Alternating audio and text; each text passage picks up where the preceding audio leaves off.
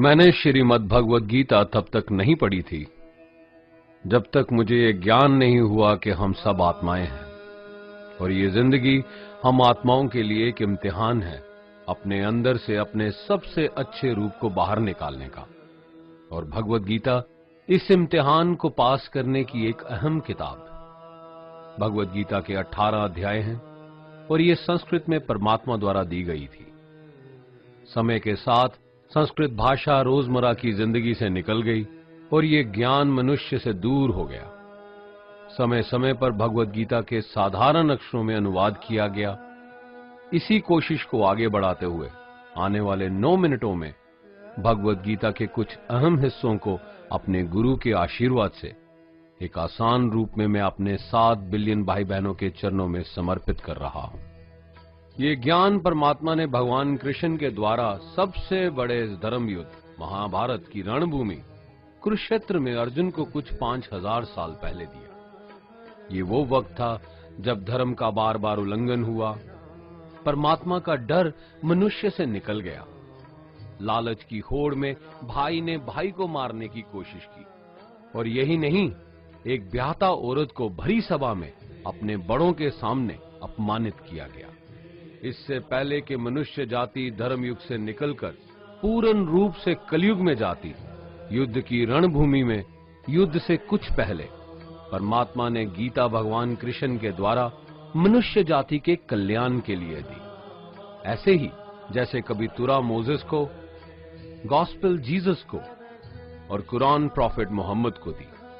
Gita, Bible, Quran, तुरा, गुरु ग्रंथ साहिब परमात्मा द्वारा दी गई किताबें हैं जो किसी एक धर्म के लिए नहीं बल्कि पूरी मनुष्य जाति के लिए है, पूरी इंसानियत के लिए है, सब आत्माओं के लिए है।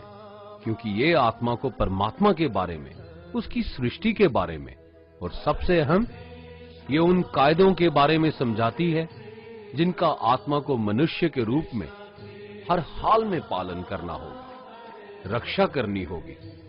और इन्हीं कायदों की बुनियाद पे एक आत्मा को शरीर त्यागने के बाद परखा जाएगा और इस परीक्षा से पास होने पे हमेशा के लिए इस जन्म और मृत्यु से मुक्ति मिलेगी। परमात्मा भगवद गीता में कहते हैं कि मैं ही सबकी शुरुआत हूं, मैं शुरू से भी पहले था और सब खत्म होने के बाद भी रहूंगा। सब मुझ में है और मैं सब में हूं। जो भी तुम छू सकते हो, देख सकते हो, चख सकते हो या सुन सकते हो, वो सब मैं हूं। ये नदियां, पहाड़, सूरज, ग्रहण, चांद, सितारे सब मैंने बनाए हैं। मैंने ही भगवान, शैतान, राक्षस और इंसान बनाए। मैं सर्वव्यापी हूं, सब में रहता हूं, सब में मैं हूं, मैं ही हूं। मैं ही ब्रह्मा बन के सब बनाता हूं और रुद्रा बन के सब नष्ट कर देता हूं। मैं ये सृष्टि यूं ही बनाता और तोड़ता रहूंगा ताकि आत्माओं को मौके मिल सके इस जन्म और मृत्यु से एक दिन मोक्ष पाने को, हमेशा के लिए परमात्मा के साथ रहने को। भगवद गीता कहती है कि इस सबसे बड़ी परीक्षा के लिए परमात्मा ने प्रकृति का निर्माण 5 तत्व हवा, अग्नि, जल, पृथ्वी और ईथर से किया, जिन्हें हम छू के, चख के, सूंघ के, देख के समझ सकते हैं। पर खुद परमात्मा इन 5 इंद्रियों की समझ से बाहर है। उन्हें आत्मा इन इंद्रियों से नहीं जान सकती। आत्मा 5 इंद्रियों के साथ वैसे ही है जैसे एक लोहे का रोबोट जिसे अपने बनाने वाले का कोई पता नहीं। अर्जुन को भी परमात्मा का विराट रूप देखने के लिए भगवान कृष्ण ने दिव्य नेत्र दिए। भगवद गीता समझाती है कि आत्मा अजन्मी है, इसे कोई मार नहीं सकता, कोई जला नहीं सकता, डुबा नहीं सकता, काट नहीं सकता। लेकिन आत्मा को परमात्मा के साथ हमेशा रहने के लिए ये परीक्षा रूपी जीवन में बैठना ही पड़ेगा। इस परीक्षा के लिए परमात्मा से बिछुड़ के आत्मा को पृथ्वी पे किसी न किसी रूप में जन्म लेना पड़ता है और 88 करोड़ योनियों को जीने और भोगने के बाद एक आत्मा को मनुष्य का शरीर और दिमाग मिलता है इस सबसे बड़ी मर्यादाओं की परीक्षा में बैठने के लिए। हर मनुष्य को इस पूरी परीक्षा के दौरान तरह तरह की अच्छी और बुरी भावनाओं के चक्रव्यूह में अपने ही भाई बहन या मित्रों के साथ डाला जाता है, जिसमें हर आत्मा को अपने अंदर के तामसिक और राजसिक अवगुणों से निकल के सात्विक जीवन में प्रवेश करने के मौके मिलते हैं। हमारे तामसिक गुण वो हैं जो हमारे अंदर हीन भावना पैदा करके हमें खुद को उदास और नुकसान पहुंचाते हैं, और हमारे राजसिक गुण हमें ईर्ष्यालु और लोभी बना के दूसरों के प्रति नुकसान पहुंचा सकते हैं। इस परीक्षा के दौरान हर आत्मा को तामसिक और राजसिक गुणों को खत्म करके अपने सात्विक गुणों से परिचित होना पड़ेगा। सात्विक गुण वो हैं जो आत्मा को अपने आसपास की हर चीज से जोड़े और उन्हें प्यार करना सिखाते हैं। परीक्षा के दौरान हर आत्मा को जीवन के चारों स्तंभ धर्म, अर्थ, काम और मोक्ष का ज्ञान पाके ही मुक्ति मिलती है। यही वो द्वार हैं जिन्हें समझ के ही आत्मा परमात्मा को समझ सकती है। पहला द्वार धर्म का है और शेर इसका प्रतीक है।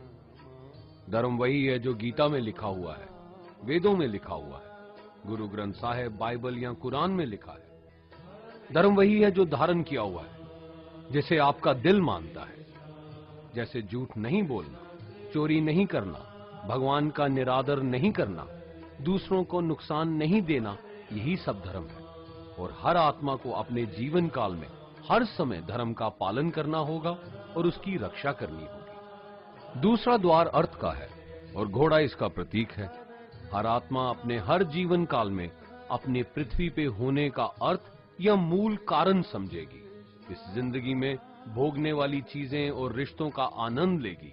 अच्छा बेटा या अच्छी बेटी, अच्छा भाई या अच्छी बहन, अच्छा पति या अच्छी पत्नी बनके हर दुनियावी रिश्ते पर खरी उतरेगी और इस परीक्षा को पास करेगी। तीसरा द्वार काम का है। भगवत गीता समझाती है कि हर मनुष्य के अंदर काम, क्रोध, लोभ, मोह, अहंकार और ईर्ष्या जैसी 6 भावनाएं हमें अपने और दूसरों के प्रति नुकसान पहुंचा सकती हैं। इन भावनाओं को हर मनुष्य को हमेशा अपने नियंत्रण में रखना होगा, क्योंकि इनके बहाव में किया हुआ कोई भी काम हमारे जीवन भर की परेशानी का कारण बन सकता है। और एक आत्मा संतोष और सादगी से इन भावनाओं पे हमेशा के लिए विजय पा सकती है। चौथा स्तंभ मोक्ष का है और हाथी इसका प्रतीक है। इस परीक्षा रूपी जीवन में हर मनुष्य हर समय कुछ इच्छाएं रखता है। कुछ इच्छाएं एक ही जन्म काल में पूरी हो जाती हैं, पर कुछ अधूरी रह जाती हैं और उनके पूरा होने के लिए आत्मा को वापस पृथ्वी पे आना पड़ता है। भगवत गीता समझाती है कि हमारी इच्छाएं ही मूल कारण हैं हमारे पृथ्वी पे वापस आने का, और अगर हम कोई भी इच्छा ना रखें तो हम इस जीवन और मृत्यु से मुक्त हो सकते हैं। ये द्वार माफी का भी है। जिन्होंने आपके साथ बुरा किया उनको माफ करके और जिनसे आपने बुरा किया उनसे माफी मांग के मुक्ति पाई जा सकती है। जब तक आत्मा इन चारों दरवाजों धर्म, अर्थ, काम और मोक्ष को समझ नहीं लेती, तब तक आत्मा को बार बार इस मनुष्य रूप में आना ही पड़ेगा। परीक्षा का समय खत्म होते ही आत्मा शरीर और अन्य सब वस्तुओं का त्याग कर देती है। जो भी संसार में रहकर बनाया वो अब किसी और का होगा और आत्मा अपने कर्मों के फैसले के लिए चली जाती है। आत्मा के अच्छे बुरे कर्मों का हिसाब होता है। अपने अच्छे कर्मों के लिए आत्मा कुछ वक्त के लिए स्वर्ग और दुष्कर्मों के लिए नरक में चले जाती है। नरक में आत्मा को अपने पापों के अनुकूल सजाएं मिलती हैं, पर सजा खत्म होने के बाद आत्मा को फिर से एक नया शरीर और नया दिमाग मिलता है इस परीक्षा में फिर से बैठने के लिए। और हर परीक्षा में वही सब फिर दोहराया जाएगा, जिंदगी के 4 स्तंभ धर्म, अर्थ, काम और मोक्ष को समझने के लिए। हर जन्म में अपने कई जन्मों के कर्मों के हिसाब से हर आत्मा को कभी अच्छे और कभी बुरे हालातों से जाना पड़ता है। लेकिन जब तक आत्मा परमात्मा के साथ योग को नहीं समझ लेती, वो मुक्ति नहीं पा सकती। भगवत गीता समझाती है कि मनुष्य अपने शरीर, दिमाग या दिल से भगवान को पा सकता है। शरीर द्वारा किए कर्मों के माध्यम से परमात्मा को पाने को कर्म योग कहते हैं। ऐसे कर्म जो परमात्मा की इच्छा से हों और दूसरों के कल्याण के लिए हों।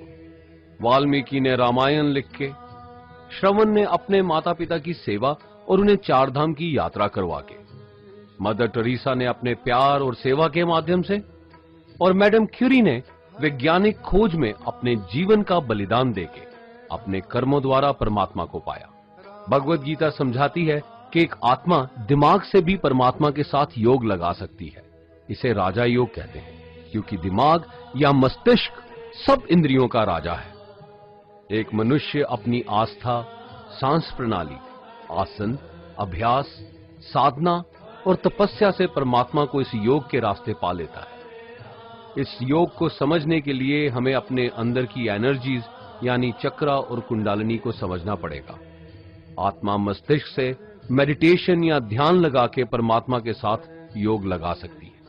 शंकराचार्य, स्वामी परमहंस, स्वामी विवेकानंद और उनके जैसे कई योगी इस योग के रास्ते परमात्मा के साथ संधि लगा पाए। परमात्मा भगवत गीता में कहते हैं कि अगर किसी आत्मा को धर्म ना भी समझ आए, योग ना भी समझ आए, पर अगर वो मेरी शरण में आ जाए तो मैं उसके सारे पाप माफ कर देता हूं। परमात्मा को ऐसी दिल की गहराइयों से पुकार के पाने को भक्ति योग कहते हैं। चैतन्य महाप्रभु, मीराबाई और भगवान हनुमान इस योग के सबसे बड़े उदाहरण हैं। लेकिन कभी आत्मा अपने होने का मूल कारण भूल के धर्म का उल्लंघन करे या पाप के रास्ते पे निकल जाए तो उसे ठीक करने के लिए परमात्मा खुद किसी रूप में पृथ्वी पे जन्म लेते हैं। आइए श्री भगवत गीता, गुरु ग्रंथ साहिब, तुरा, बाइबल, कुरान या ऐसी किसी भी दीनी किताब को पूरा पढ़ के इस जिंदगी के असली मायने समझें और परमात्मा के साथ योग लगाएं। अगर आपने इसे पसंद किया तो इसे औरों को बांटिए, ताकि सब आत्माएं अपने यहां होने का मूल रूप समझ सकें और इस जन्म और मृत्यु से मुक्ति पाके हमेशा परमात्मा के साथ रह सकें। धन्यवाद।